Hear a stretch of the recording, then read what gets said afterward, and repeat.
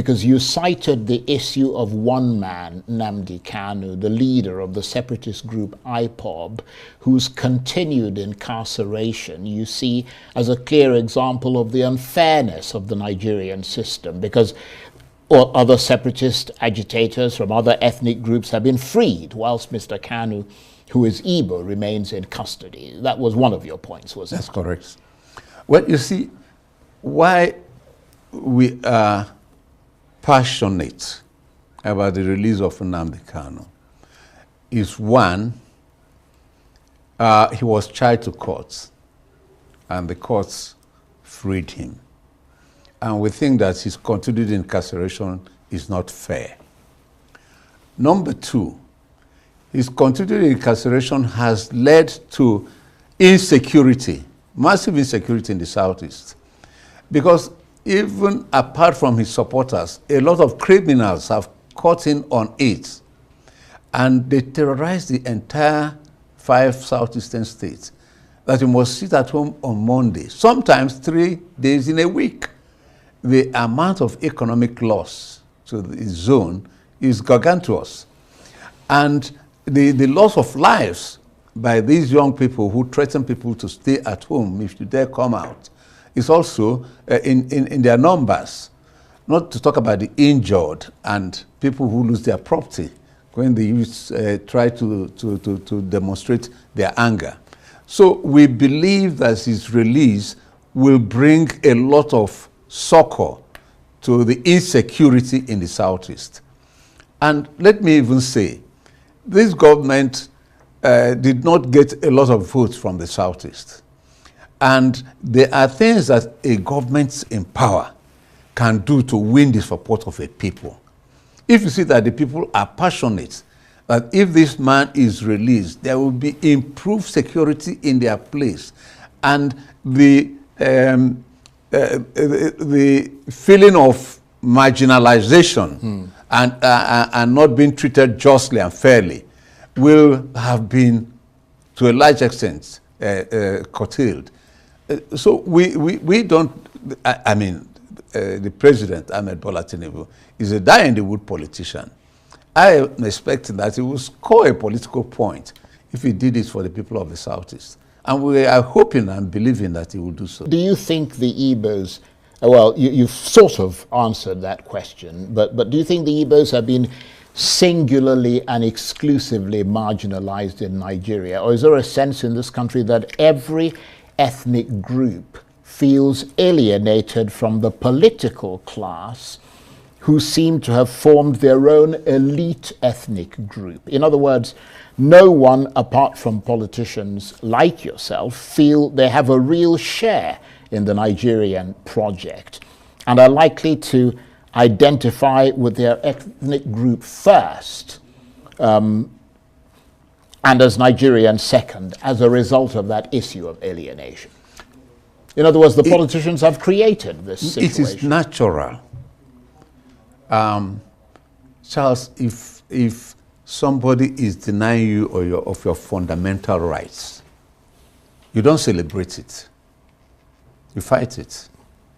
So if we're in a Nigeria that is not fair to all concerned, I will make the same passionate argument for any other group that I feel that are receiving the tail end of the stick.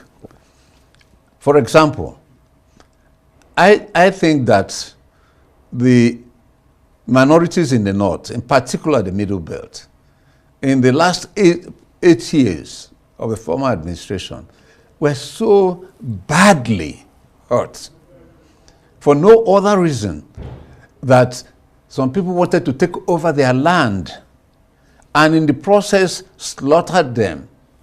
And the government never arrested one person. And no person was punished. And every day we saw on television, corpses lined up for mass burial. It was not fair. And I will say it as hard as I say it for the Igbos. It was bad. So the country must strive for unity. the country must strive for fairness to all of us, to be happy, to be Nigerians. And are you seeing any signs that the Tinubu government is moving towards trying to bring Nigerians together and to create this new sense of an all-inclusive identity that you talk about? They are trying, but they have so much more to do. Because if you ask Nigerians, they will tell you that the headline is that he is favoring his own circle of the Southwest, not even all of the Southwest. So if you go to the Southwest, some people are complaining and some people are celebrating. But that's the problem with Nigeria, isn't it? Yeah. As somebody said, the moan factor. The moan factor goes through the roof, and everyone feels like they're not part of the Nigerian project. We must continue to criticize fairly, admonish and advise our governments. And until people speak up like this, government will not address the issues that hurt the people most.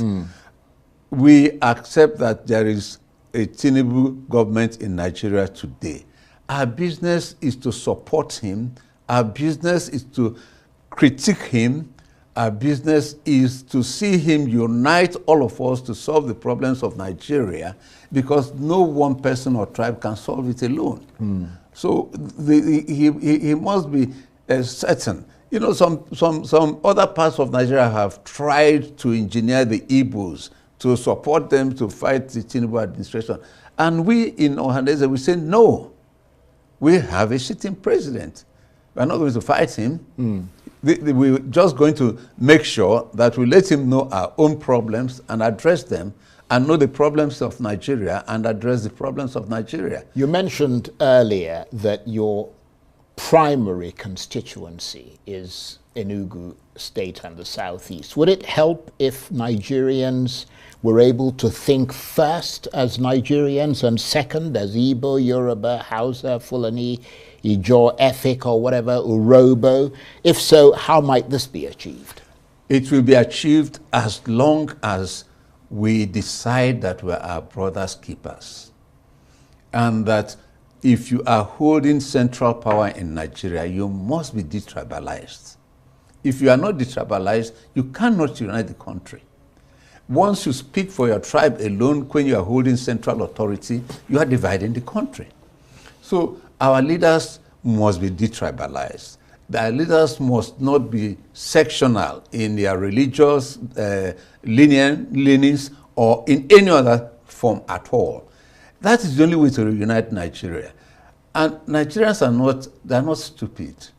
If they see somebody who is championing everybody's cause, they will follow the person sheepishly. Wherever you take them, they will follow you. But once they see that they're being left out, they will keep grumbling and grumbling.